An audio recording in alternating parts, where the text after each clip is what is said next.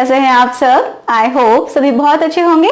आज हम डिस्कस करने वाले हैं एक बहुत ही इंपॉर्टेंट टॉपिक, जो कि क्या है, आईवीएफ। अब ये सबके लिए इंपॉर्टेंट है, चाहे वो स्टूडेंट है या फिर स्टूडेंट नहीं है। स्टूडेंट्स के सिलेबस में है, चैप्टर नंबर 4 में दिया हुआ है, क्लास 12th में। ओके, एंड स्टूडेंट्स नहीं है उनके लिए क्यों इंपॉर्टेंट है? क्योंकि आजकल इनफर्टिलिटी के केसेस बहुत सारे बढ़ गए हैं एंड बहुत सारे ऐसे कपल हैं जिनके माइंड में बहुत तरीके के क्वेश्चन होते हैं कि जो आईवीएफ है वो क्या होता है, ठीक है, वो क्यों करवाते हैं, एंड जो आईवीएफ है उसका प्रोसीजर क्या है, क्या क्या इसके अंदर होता है, क्या ये पेनफुल होता है, किस तरीके से होता है, सब कुछ जानेंगे। एंड ये भी समझेंगे कि इसका एवरेज कॉस्ट क्या होता है, मतलब कितना इसका खर्चा आता है अगर एक बार आईवीएफ करवाते हैं तो चलिए समझते हैं। बहुत सिंपल तरीके से हम समझाएंगे ताकि आप सबको समझ में आए। ओके, तो चलिए शुरुआत करते हैं आज के वीडियो की। My name is Ekta and आपका हम सबका YouTube channel study with me. तो देखते हैं पहले आईवीएफ क्या होता है, ठीक है। तो आईवीएफ का सिंपल सा मीनिंग है इन विट्रो फर्टिलाइजेशन। इसका मतलब क्या है? इन विट्रो इसका मतलब है बॉडी से बाहर, मतलब लैब में। फर्टिलाइजेशन मतलब दोनों मिल रहे हैं, एंड जो सेल बनती है पहली, मतलब पहली जो कोशिका बनती है एक तरीके से, वो होती है जाइगोट। जब मेल का स्पर्म लिया जाता है, ठीक है, उसका सैंपल लिया जाता है, एंड फीमेल से उसका ओवम निकाल लिया जाता है उसकी बॉडी से। इसको समझेंगे कैसे निकालते हैं। तो इनको लैब में ही मिलाया जाता है। इस तरीके से देखिए, जब मेल का स्पर्म एंड ओवम, इन दोनों को यहाँ पे छोड़ा जाता है एक एनवायरनमेंट में, एक पेट्री डिश जैसे से कुछ, ठीक है, लैब के अंदर। तो यहाँ पे इनको मिलाया जाता है, ये मिल गए हैं। यहाँ पे क्या बन गया है? जाइगोट बन गया है, मतलब जो पहली सेल बनती है वो बन गई है दोनों के मिलने से, ठीक है। तो इसी से देखिए पूरा बेबी बन जाएगा बाद में। तो इसमें क्या होगा, धीरे धीरे एक सेल में क्या होगा, डिवीजन होगा, वो 2 में डिवाइड हो जाएगी, ठीक है। धीरे धीरे ग्रोथ होती है ना, 2 में हो जाएगी, 2 से 4 में, 4 से 8 में, इस तरीके से होता है। तो जब 6 से 10 सेल्स तक इसमें डिवीजन हो जाता है, तो उस टाइम में जो भ्रूण होता है उसको हम बोलते हैं ब्लास्टोसिस्ट। तो उसको यहां से मतलब लिया जाता है, देखा जाता है, एंड फीमेल का जो गर्भाशय है, यूट्रस है, उसके अंदर ट्रांसफर कर दिया जाता है। तो ये इस तरीके से फिर कुछ टाइम के बाद वो क्या कर जाता है, यहाँ पे एम्बेड कर जाता है, मतलब इसके अंदर धंस जाता है, एंड प्रेगनेंसी हो जाती है, ठीक है। तो ये इसका एक तरीका होता है। अब हम समझते हैं कि क्यों करवाते हैं आईवीएफ। तो सिंपल सी बात है, जब कोई फीमेल नेचुरल तरीके से प्रेग्नेंट नहीं हो पाती है तो उसको आईवीएफ के लिए सोचना पड़ता है। अब देखो, उसमें मेल में भी हो सकता है कोई कमी हो, कोई प्रॉब्लम हो, उनके जो रिप्रोडक्टिव सिस्टम है उसमें कोई प्रॉब्लम हो, या फिर जो फीमेल है उसकी बॉडी पार्ट्स में कोई प्रॉब्लम हो, मतलब उसका जो रिप्रोडक्टिव पार्ट है उनमें कोई प्रॉब्लम हो, ठीक है। तो दोनों में भी प्रॉब्लम हो सकती है, किसी एक में भी प्रॉब्लम हो सकती है, जिसकी वजह से आईवीएफ के लिए डॉक्टर्स सजेस्ट करते हैं, ठीक है। तो पहले हम जान लेते हैं, मैंने ये फीमेल का रिप्रोडक्टिव पार्ट बनाया है, इंटरनल स्ट्रक्चर है जो कि हमें बाहर से दिखाई नहीं देता है। सिंपली आपको मैं समझा दूंगी। ये फीमेल जो है इसमें क्या क्या प्रॉब्लम्स हो सकती हैं, तो पहले इसको समझते हैं थोड़ा। देखिए ये क्या है, वजाइना, एंड ये जो एक पैसेज बनाया है ये होता है सर्विक्स, जिसको हम बोलते हैं बच्चादानी का मुंह भी बोल सकते हैं, ये सर्विक्स होता है। ये क्या है? ये है गर्भाशय, या फिर हम इसको यूट्रस बोल सकते हैं। अब क्या होता है कि ये दो क्या हैं, ट्यूब्स हैं, फैलोपियन ट्यूब्स, एंड ये होती हैं ओवरीज। ओके, ये कनेक्टेड होती हैं इस तरीके से। अब देखिए होता क्या है, कभी कभी जो ट्यूब्स हैं इनमें प्रॉब्लम हो जाती है, ब्लॉकेज इन ट्यूब्स, किसी भी ट्यूब में प्रॉब्लम हो सकती है, या फिर हो सकता है कि पहले कभी कोई प्रॉब्लम हुई हो एंड ट्यूब्स को कट कर दिया गया हो, तो ट्यूब से रिलेटेड प्रॉब्लम हो सकती है। कभी कभी बोलते हैं कि ट्यूब ब्लॉक हो गई है, ठीक है। तो इस वजह से क्या हो सकता है, आईवीएफ करवाना पड़ सकता है। क्योंकि देखिए यहाँ पे क्या है, ओवरीज जो होती हैं उनमें क्या होता है, उनमें हमारे जो अंडे बनते हैं, ठीक है, हमारे अंडे जो होते हैं वो बनते हैं। अब अंडे क्या होते हैं, देखिए एक्चुअल में यहाँ पे एग या फिर अंडा बोलना ठीक नहीं है, लेकिन सिंपल तरीके से आपको समझाने के लिए मुझे बोलना पड़ रहा है, क्योंकि इसमें अगर हम पढ़ते हैं, अगर हम स्टूडेंट हैं तो हम समझेंगे कि ये सिर्फ क्या होता है, ये ओवम, अभी इसको नहीं बोलेंगे, इसको बाद में ओवम बोलते हैं, इसको सेकेंडरी oocyte बोलते हैं। तो सिंपली मैं आपको बताने के लिए कह रही हूँ कि अगर ये जो है, ये जो एग हैं, ये हमें बचपन से होते हैं, बचपन से भी नहीं बोल सकते, हम जन्म से पहले ही इसको लेके पैदा होते हैं, जो भी फीमेल है वो। एंड जब वो प्यूबर्टी में आती है तो इन जितने भी बन जाते हैं वो पहले ही बन चुके होते हैं, उसके बाद कभी नहीं बनते। लाइफ टाइम में सिर्फ एक ही बार बनते हैं, जो कि हमारे जन्म से भी पहले बन जाते हैं। जब हम अपनी मदर के वूम्ब में होते हैं तभी ये बन जाते हैं, ठीक है, उसके बाद नहीं बनते हैं। जितने बन लिए वो बन लिए, उसके बाद नहीं बनेंगे। तो हो सकता है कि जो फीमेल है उसमें क्या हो रहे हैं, ये मैच्योर नहीं हो रहे।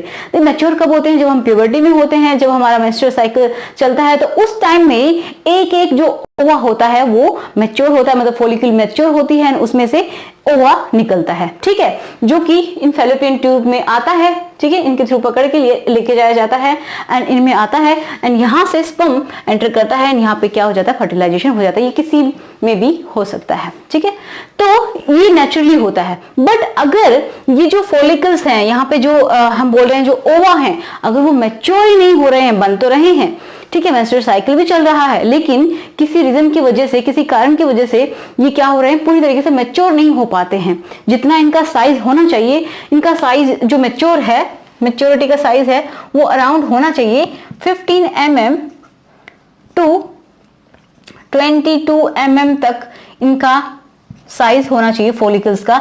इतना साइज नहीं मिल पा रहा, मतलब वो एक अच्छे ओवम नहीं बनते हैं, अच्छी फॉलिकल हमें नहीं मिलती है, जिस वजह से क्या होता है, फर्टिलाइजेशन भी नहीं होता है एंड कंसीव नहीं कर पाते।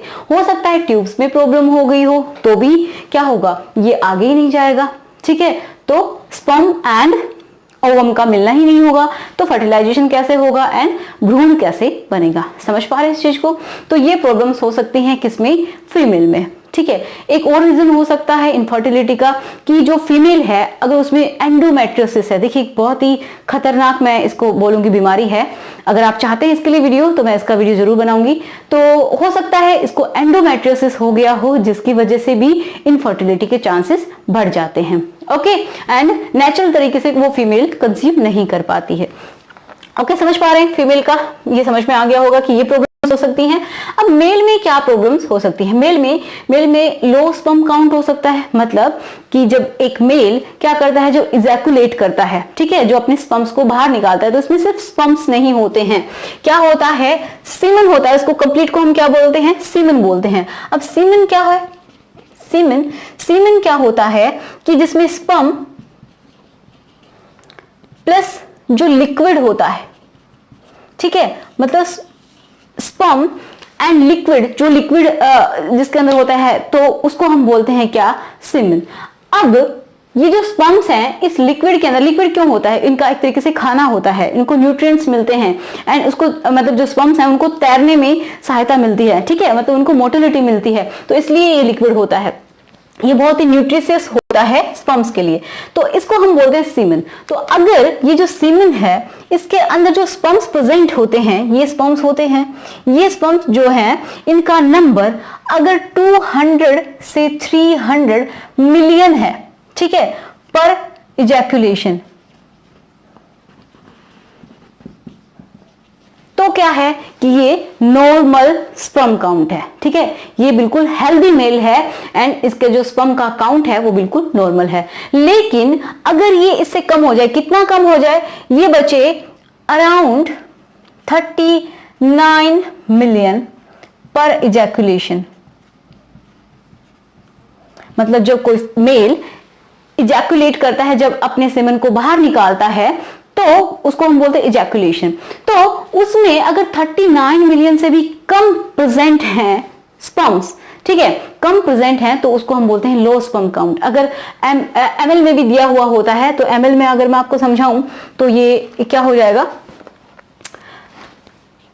200 से 300 मिलियन पर ml, ये क्या है, नॉर्मल है, ठीक है, नॉर्मल, ओके, ये भी नॉर्मल। अब एबनॉर्मल क्या होगा, लो स्पर्म काउंट कब होगा, जब लेस देन 15% बचेगा, लेस देन 15 मिलियन पर ml ऑफ सीमेन। मतलब एक बार जो सैंपल है उसको हमने लिया, उसमें अगर 15 मिलियन से भी कम प्रेजेंट है तो क्या होगा, लो स्पर्म काउंट होगा। 1 मिलियन की बात करें, अगर हमारे पास 1 मिलियन क्या है, सैंपल है, उसमें अगर 15 मिलियन से कम हैं तो क्या होगा, लो स्पर्म काउंट होगा। समझ में आ गया? तो ये भी एक बहुत बड़ा रीजन होता है। कुछ तो पहले ही कम है एंड उनमें भी कुछ खराब मिल जाएंगे जिनकी क्वालिटी बैड होगी, मतलब वो इतने हेल्दी स्पर्म्स नहीं होंगे, ठीक है। तो क्या हो जाता है, लो स्पर्म काउंट इसको हम बोलते हैं। इरेक्टाइल डिसफंक्शन क्या होता है कि कुछ मेल्स में क्या प्रॉब्लम हो सकती है कि जो उनका पीनस है वो इरेक्ट नहीं होता है, जिसकी वजह से जो फीमेल की जो विजाइना है यहाँ जब वो स्पर्म्स को यहाँ पे छोड़ ही नहीं सकेगा तो किस तरीके से आगे स्पर्म्स मूव करेंगे। तो उसके लिए भी क्या किया जाता है, इनका जो स्पर्म होता है उनको लिया जाता है एंड क्या करवाते हैं कि जो लैब है उसके अंदर पहले तो जो अच्छा हेल्दी स्पर्म है उनको सेपरेट किया जाता है, जो वेस्ट है उसको निकाला जाता है एंड फिर उसके बाद उनको अच्छे से एग्जामिन किया जाता है कि हाँ ये हेल्दी स्पर्म है एंड देन क्या करते हैं इस प्रोसेस में उसको काम में लिया जाता है। ठीक है, अब हम समझते हैं इसका स्टेप बाय स्टेप प्रोसीजर। तो इसके प्रोसीजर ऑफ आईवीएफ ये 4 स्टेप्स में कंप्लीट होता है।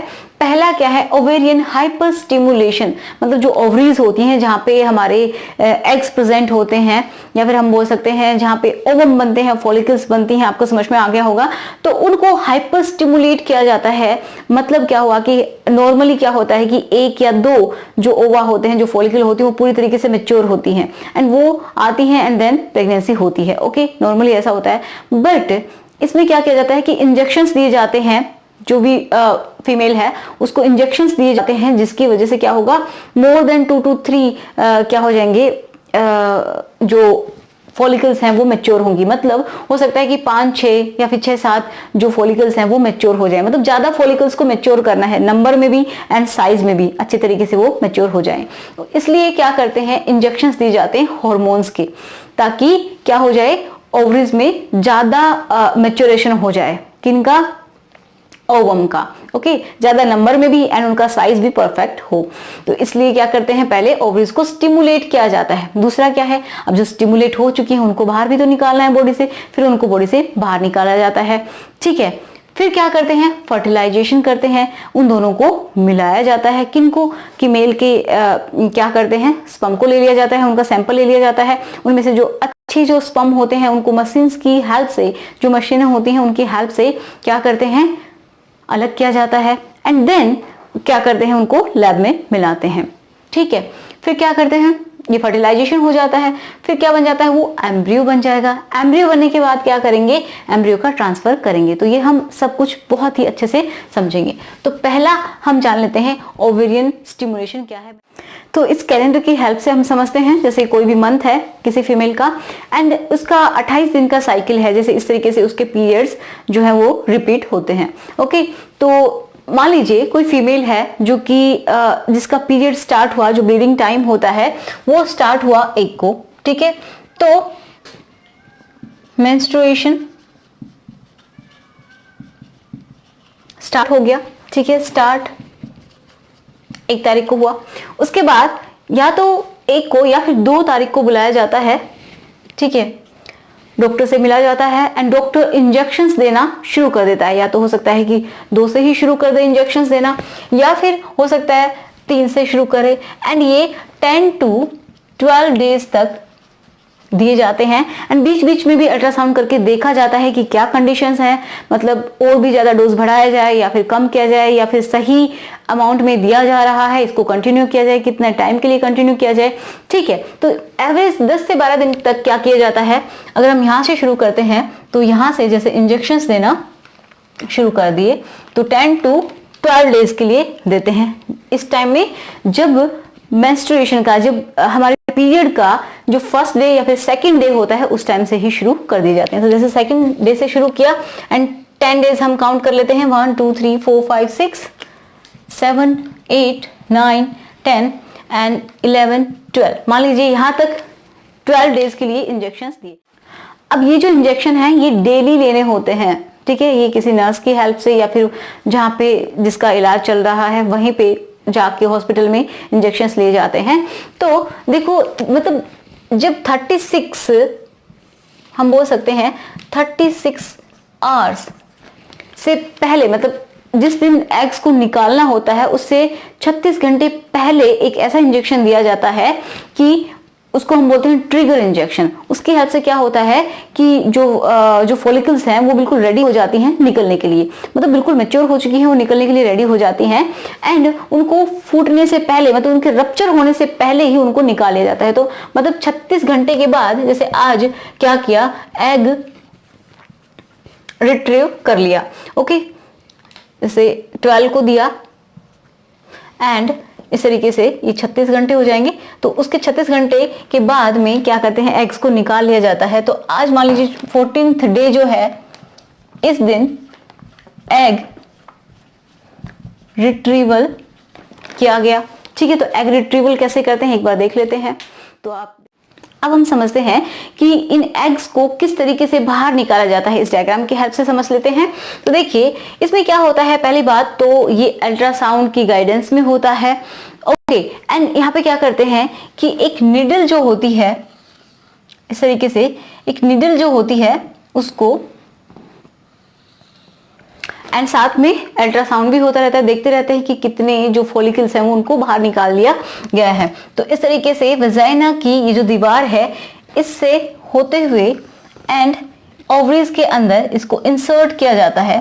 इस नीडल को, बहुत ही फाइन होती है, बहुत ही पतली सी नीडल होती है, जिसको मतलब वजाइना की दीवार से होते हुए इस तरीके से इसको इंसर्ट किया जाता है। एंड साथ में मैं बोल रही हूँ बार बार कि ये अल्ट्रासाउंड की मदद से किया जाता है। ओके, एंड इस तरीके से जो जितनी भी फॉलिकल्स हैं जिनको हमें लेना है उनको इसके अंदर ले लिया जाता है।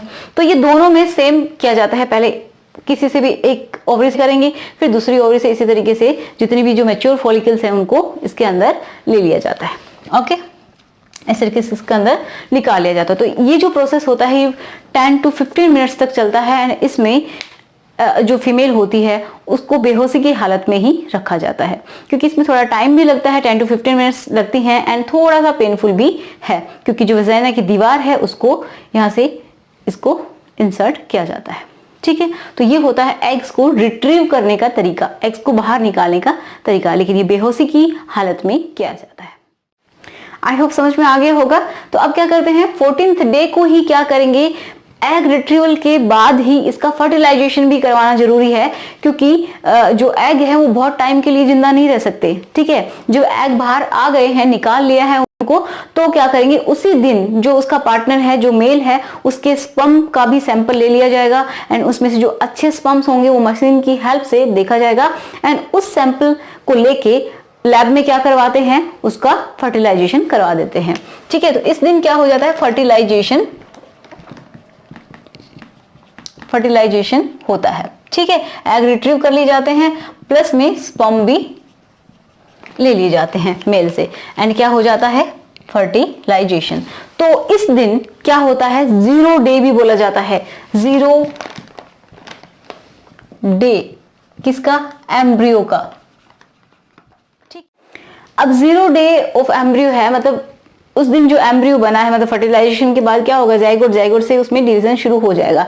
ठीक है, तो उसको हम 0 डे बोलेंगे। 14th जो डे है, एक तरीके से समझ में आ रहा है, तो इसको हम क्या बोलेंगे, 0 डे ऑफ एम्ब्रियो। एम्ब्रियो इस दिन उसका 0 डे है। उसके बाद ये हो जाएगा 1 डे, ये हो जाएगा 2nd डे, ये 3rd, 4th एंड 5th। तो हो सकता है किसी किसी में 3rd में भी हम एम्ब्रियो को ट्रांसफर कर सकते हैं, किसकी, फीमेल की बॉडी में, मतलब उसके यूट्रस में, उसके गर्भाशय में, या फिर 5th डे को करते हैं। ठीक है, ये हो गया 1st, 2nd, 3rd, 4th and 5th।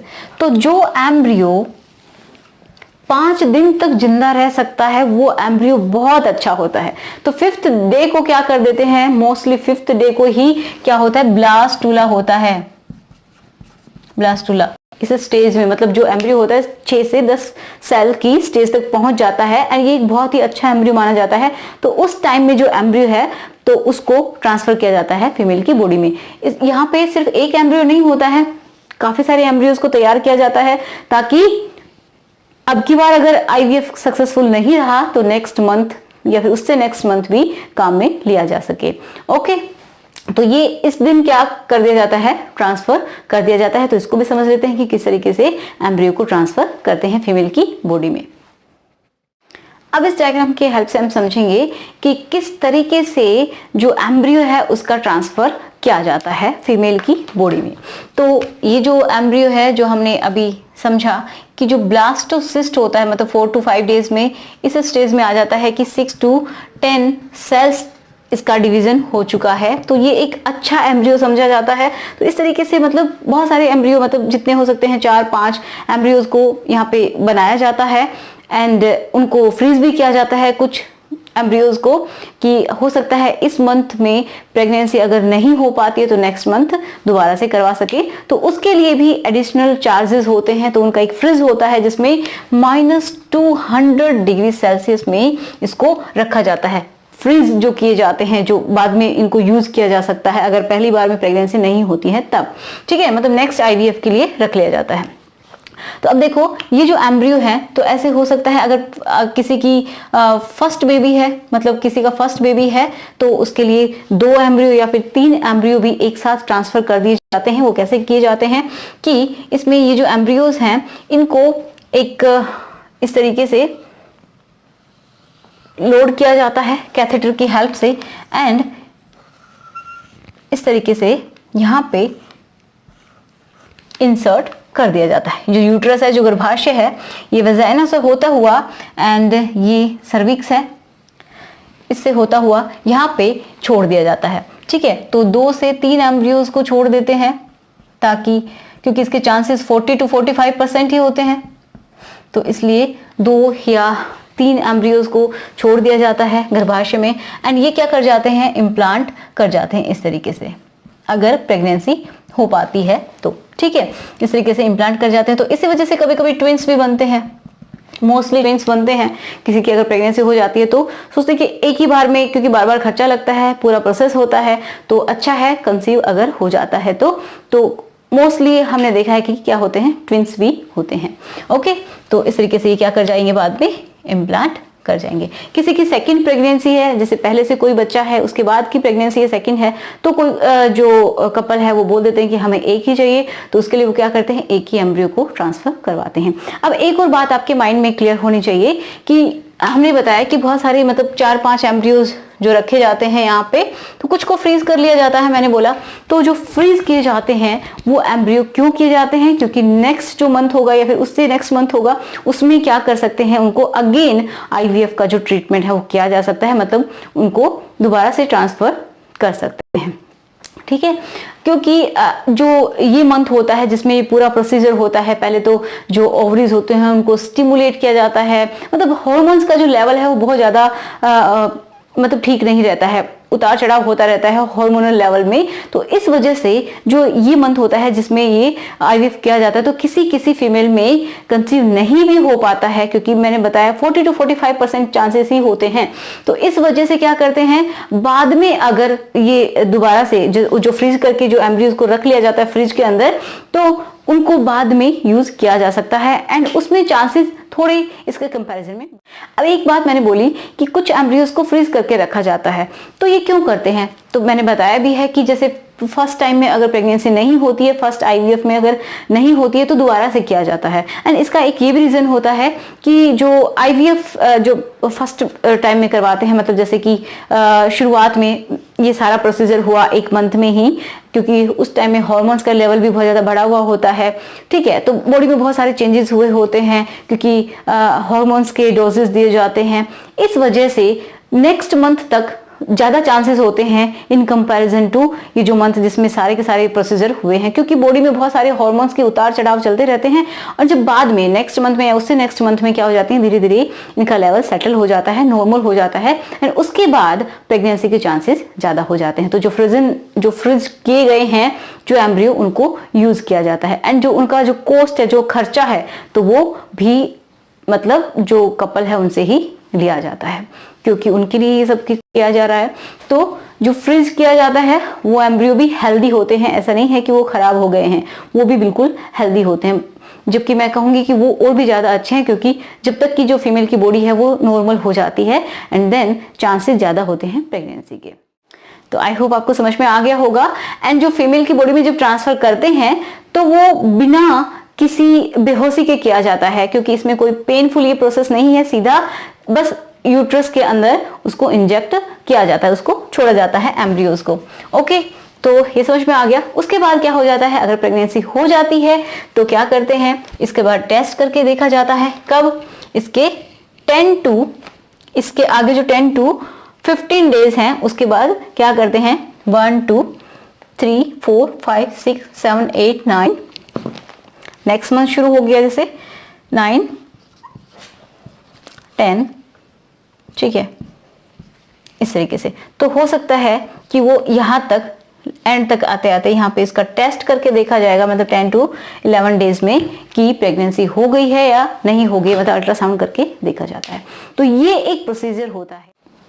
अब देखो इसका खर्चा कितना आता है, तो इसकी बात करते हैं। तो ये है लगभग 1.25 लाख टू 1.50 लाख, मतलब 1.25 लाख से 1.5 लाख तक का इसका खर्चा नॉर्मल है, मतलब इतना तो होना ही होना है। इससे ज़्यादा भी हो सकता है, ये डिपेंड करता है पेशेंट के ऊपर कि कौन है वो, मतलब किस तरीके की उसकी कंडीशन है, उसके ऊपर डिपेंड कर सकता है कि हो सकता है उसके अंदर पहले से कोई प्रॉब्लम चल रही है, तो उसको सही करने के लिए जो ट्रीटमेंट पहले दिया जाता है उसमें जो भी खर्चा आता है, जो दवाइयों में खर्चा आता है, जो ट्रीटमेंट में खर्चा आता है, वो भी इसमें इंक्लूड होता है। जो टेस्ट करवाए जाते हैं बिफोर आईवीएफ, उसका भी खर्चा एडिशनल होता है। साथ में अगर जो प्रेगनेंसी हो जाती है तो आईवीएफ के बाद प्रेगनेंसी को मेंटेन करने के लिए भी बहुत सारी जो हम बोल सकते हैं क्या मेडिसिन दी जाती हैं, इंजेक्शंस दिए जाते हैं, तो उसका खर्चा भी एडिशनल होता है। तो डिफरेंट बातों पे डिपेंड करता है, हर कपल के ऊपर ही डिपेंड करता है, ठीक है। तो आज का हमारा वीडियो यहीं पे फिनिश होता है। आई होप आपकी हेल्प हुई हो। अगर आपकी हेल्प हुई है, आपको अच्छा लगा है, तो प्लीज दूसरों की भी हेल्प जरूर कीजिए, इस वीडियो को ज्यादा से ज्यादा शेयर कीजिए।